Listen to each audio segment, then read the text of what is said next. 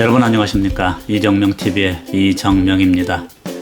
봄바람이 불기 시작하자마자 여기저기에서 꽃들이 피어나고 있습니다. 풀꽃과 산수유가 피고 목련과 개나리가 피고 벚꽃, 살구꽃도 활짝 피었습니다. 성급한 진달래도 보입니다. 하늘이 내려주신 자연의 바람은 넘치는 생명의 기운들을 사람들에게 거저주면서 희망을 가지고 오늘을 기쁘게 살라고 합니다. 그러나 요즘 일부 사람들 사이를 스쳐 나오는 바람에는 듣기에도 민망한 얘기들이 많습니다. 온갖 편법을 동원해서 천년 만년 살 것처럼 욕심을 늘리고 땅을 불리고 재산을 늘리는 소위 지도층이라는 사람들의 행태라든지 시험 한번 잘 본 덕에 일생을 안락하게 옳은 일 하면서 명예롭게 살 수 있는데도 뭔가를 더 가지려 양심을 일찍이 내팽개친 사람들의 모습. 알량한 특권의식을 가지고 거짓말을 밥 먹듯이 하는 사람들에게서 풍겨오는 냄새는 사람들의 따뜻한 냄새가 아니라 영혼이 없는 존재에게서 느끼는 섬뜩함이 느껴집니다. 이들을 보면 늑대와 추물에서의 한 장면이 떠오릅니다.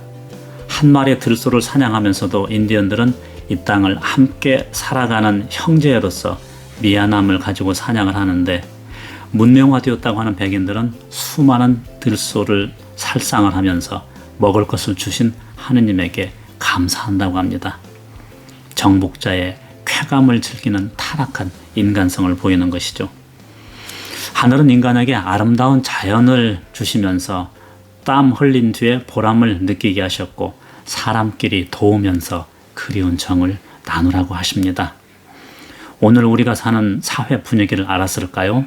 노천명 시인은 우리에게 아름다운 얘기를 하라고 합니다. 노천명 시인의 시 가운데 아름다운 얘기를 하자는 시가 있습니다. 소개해 드리겠습니다. 아름다운 얘기를 하자. 노천명. 아름다운 얘기를 좀 하자. 별이 자꾸 우리를 보지 않느냐. 닷돈짜리 외떡을 사 먹을 때도 살구꽃이 환한 마을에서 우리는 정답게 지냈다.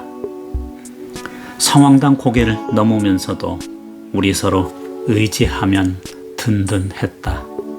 하필 옛날이 그리울 것이냐만 내 안에도 내 속에도 지금은 귀신이 뿔을 돋쳤기에 병든 너는 내 그림자, 미운 네 꼴은 또 하나의 나.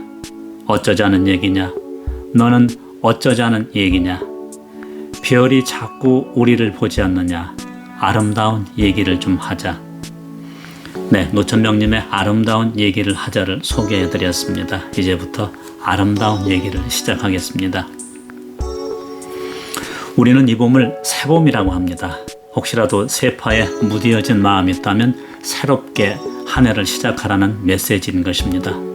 그래서 물이 오른 버드나무는 작은 바람에도 연두빛의 실 같은 가지를 흔들면서 생의 감각을 깨우고 있습니다. 버드나무는 옛사람들이 이별을 할 때 그 가지를 꺾어 떠나가는 이에게 주는 습속이 있었다고 합니다. 이별의 상징인 것이죠. 조선 선조 때 홍랑이라는 기생이 있었습니다. 홍랑은 시를 잘 지어서 당대 시인으로 크게 유명했던 최경창과 사귀었는데, 홍랑의 시 가운데 버드나무와 관련된 시가 있습니다. 제목은 맷보들 가려 꺾어입니다. 맷보들 가려 꺾어 보내노라 임의 손에 자신은 창밖에 심어두고 보소서. 밤비에 새잎 나거든 날인가도 여기소서. 그리운 사람을 보내면서 자신의 마음까지 맷보들, 그러니까 산 버드나무 가지에 마음을 담아서 보냈습니다. 이렇게 살뜰히 그리운 마음이 바로 사람의 마음입니다. 멕시코 시인 옥타비오 파스는 시인은 언어에 봉사하는 자라고 말했습니다. 언어는 마음과 마음을 이어주는 다리 역할을 넘어서 상대방의 뜨거운 마음을 전달해주는 그 무엇, 매개체인 것입니다. 유시화 시인의 시 가운데 만일 시인이 사전을 만들었다면 하는 시가 있습니다. 이렇게 시작이 됩니다. 만일 시인이 사전을 만들었다면 세상의 말이 달라졌으리라. 봄은 떠난 자들의 환생으로 자리바꿈을 하고 제비꽃은 자주색이 의미하는 모든 것으로, 하루는 영원의 동의어로, 그리고 후반부에는 누군가를 사랑한다는 것은 그 사람 가슴 안에 시를 듣는 것, 그 시를 자신의 시처럼 외우는 것, 그래서 그가 그 시를 잊었을 때 그에게 그 시를 들려주는 것. 만일 시인이 사전을 만들었다면 세상의 단어들이 바뀌었으리라. 눈동자는 별을 잡는 그물로, 상처는 세월이 지나야 열어보게 되는 선물로, 목련의 잎은 꽃의 소멸로, 죽음은 먼 공간을 건너와 내미는 손으로, 오늘 밤의 주제는 사랑으로. 참 의미 있는 시라는 생각이 들었습니다. 시를 읽은 뒤에 한 편의 시가 주는 아름다운 여운이 그대로 남아 있습니다. 그래서 우리는 아름다운 얘기를 더 자주 해야 합니다. 일상의 생활에서 아름다움을 발견하지 못하면, 그 의미를 이해하지 못한다면 일상의 범위를 벗어나도 알아차리기 어렵습니다. 독일의 어떤 사상가는 개미와 풀꽃의 존재를 알아차리지 못하면 신의 존재도 알 수 없다고 말을 했습니다. 우리 주변을 자세히 보면 우리의 삶을 지탱해주는 평범한 사물들의 존재, 인내심, 또 그것들이 주는 지혜가 참으로 많습니다. 팻 슈나이더라는 여성 시인이 쓴 시가 있습니다. 평범한 사물들의 인내심이라고 합니다. 평범한 사물들의 인내심, 팻 슈나이더. 그것은 일종의 사랑이다. 그렇지 않은가? 찻잔이 차를 담고 있는 일, 의자가 튼튼하고 견고하게 서 있는 일, 바닥이 신발바닥을 혹은 발가락들을 받아들이는 일, 발바닥이 자신이 어디에 있어야 하는지를 아는 일. 나는 평범한 사물들의 인내심에 대해 생각한다. 옷들이 공손하게 옷장 안에서 기다리는 일, 비누가 접시 위에서 조용히 말라가는 일,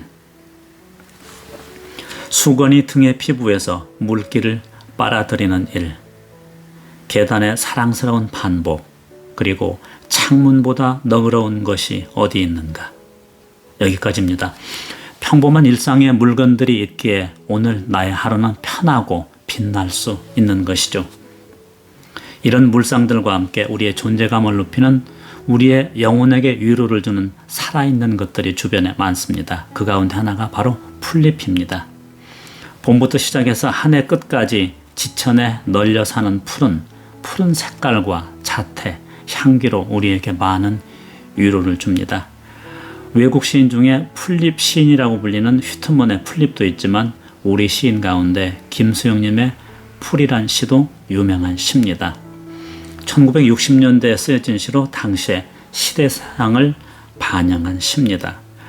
서정적인 자유시지만 시에는 의지와 비판, 참여 등의 성격이 잘 나타나 있습니다. 풀잎을 통해 나타난 끈질긴 생명력이 나타나 있습니다. 시를 소개해드리겠습니다. 풀, 김수영. 풀이 눕는다. 비를 몰아오는 동풍에 나부껴 풀은 눕고 드디어 울었다. 날이 흐려서 더 울다가 다시 누웠다. 풀이 눕는다. 바람보다도 더 빨리 눕는다. 바람보다 더 빨리 울고 바람보다 먼저 일어난다. 날이 흐르고 풀이 눕는다. 발목까지, 발밑까지 눕는다. 바람보다 늦게 누워도 바람보다 먼저 일어나고 바람보다 늦게 울어도 바람보다 먼저 웃는다. 날이 흐르고 풀뿌리가 눕는다. 네, 바람이 불면 풀은 바람에 의해서 인해 누워버리고 맙니다. 그러나 잠시라도 바람이 잠잠해지면 풀은 다시 번쩍 일어섭니다. 강한 힘 앞에 굴복하고 쓰러지는 것 같이 보이지만은 결코 바람에 의해 정복되지 않는 생명력과 복원력이 있어서 풀은 민중을 상징을 하고 있습니다. 시대는 바뀌었지만 시인이 본 풀의 의미는 의지입니다. 하찮고 지천에 널려 있지만 자세히 보면 풀의 노래를 들을 수 있고 풀의 말을 들을 수도 있을 것입니다. 이런 것을 자연과의 교감이라고 하죠. 사람들이 모이는 곳에는 허세가 참 많습니다. 우리의 주변에도 누가 권력 있는 사람을 많이 아는가 하는 경우를 가끔 보게 됩니다. 한 우화를 소개해 드리겠습니다. 어떤 고장에 여행을 나선 농부와 학자가 길을 가고 있었습니다. 학자는 자신은 여행하는 곳의 언어뿐만이 아니라 몇 개의 다른 언어도 안다고 자랑을 합니다. 그리고 농부에게 영어로 물어보았습니다. 실례지만 당신은 몇 개 언어를 할 줄 아십니까? 그러나 농부는 그 말조차 알아듣지 못합니다. 그 말을 듣고 있던 옆에 있던 다른 사람이 통역을 해줍니다. 그러나 농부는 그저 듣고만 있을 뿐 아무 말도 하지 않습니다. 그 사이에 학자는 쉬지 않고 자신의 똑똑함을 과시하면서 말을 계속합니다. 나는 영어는 물론이고 불어와 포르투갈어도 할 줄 압니다. 여행을 하려면은 적어도 몇 개 언어는 기본적으로 해야 합니다. 그런데 실례지만 당신은 몇 개 언어를 구사할 줄 아십니까? 귀 밑 수염과 콧수염까지 흰색으로 변하고 얼굴과 목에 주름투성인 농부는 통역의 말을 듣고 잠시 생각에 잠깁니다. 그리고 조용히 말을 합니다. 나는 내 고장 언어와 내가 기르는 낙타들의 언어 그리고 신과 대화를 나누는 영혼의 언어를 이해할 줄 압니다. 그런데 당신은 내 고장 언어는 알아들을 수 있을지 몰라도 뒤에 두 가지 언어, 다시 말해서 낙타들의 언어, 신과 대화를 나누는 영혼의 언어는 아마 당신들에게는 이해할 수 없는 외국어일 것입니다. 농부는 학자의 얼굴을 잠깐 쳐다보다가 다시 말을 이어갑니다. 당신들이 아무리 외국어를 잘해도 유창하게 말을 잘해도 신과 대화를 나눌 줄 모른다면 그것은 쓸모없는 것입니다. 그렇게 농부는 거침없이 학자에게 얘기를 했습니다. 농부의 말을 들은 학자는 그저 낙타처럼 눈만 껌뻑거렸습니다. 우화의 내용은 농부는 여러 가지 언어를 구사하지는 못해도 적어도 자신이 키우는 낙타들의 언어, 대지의 언어, 그리고 신과의 대화를 하는 언어를 이해할 수 있다는 얘기입니다. 앞서 말씀드렸던 일상의 생활에서 아름다움을 발견하지 못하면 그 의미를 이해하지 못하면 일상의 범위를 벗어나도 알아차리기 없다는 말입니다. 독일의 어떤 사상가가 말했던 개미와 풀꽃의 존재를 알아차리지 못하면 신의 존재도 알 수 없다고 한 것과 같습니다. 화려한 꽃바람이 부는 계절, 우리는 무채색의 겨울을 보내고 나온 형형색색의 꽃들을 보고 감탄을 합니다. 그리고 꽃에 대한 찬사도 아끼지 않습니다. 또 한편으로 우리는 화려하지도 않고 지천에 널려있는 풀들에게도 눈길을 돌려야 합니다. 그 풀도 우리와 같이 나와 같이 동시대를 살아가는 살아있는 존재인 까닭인 것이죠. 낙타의 언어를 할 줄 아는 농부와 같이 우리도 풀들의 노래와 언어를 듣는 자세와 노력이 필요합니다. 이정명TV가 보내드리는 이정명의 행복발전소 그 세 번째 이야기, 낙타의 언어를 아는 농부는 김수영님의 풀을 다시 한번 소개해드리면서 마치겠습니다. 풀 김수영, 풀이 눕는다.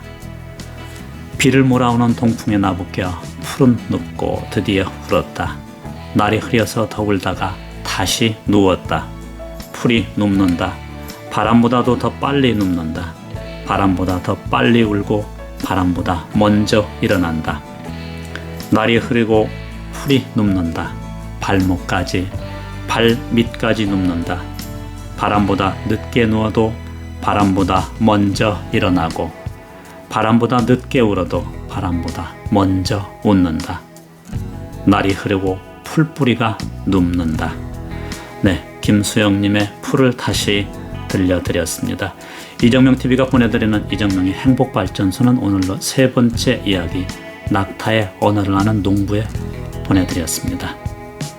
전에는 7차례에 걸쳐서 이정명의 희망의 속삭임을 보내드렸습니다. 이정명의 행복발전소는 매주 금요일에 유튜브를 통해서 업로드됩니다. 그리고 창작동화, 시간과 지혜의 소중함을 주제로 한 어른들을 위한 동화, 바다를 모르는 소년 이야기는 매주 월요일에 업로드됩니다. 어른들을 위한 동화, 바다를 모르는 소년은 이제 그 6번째 이야기가 펼쳐집니다. 이정명TV를 구독해 주신 여러분께 감사드립니다. 오늘도 행복한 봄날 되시기 바랍니다.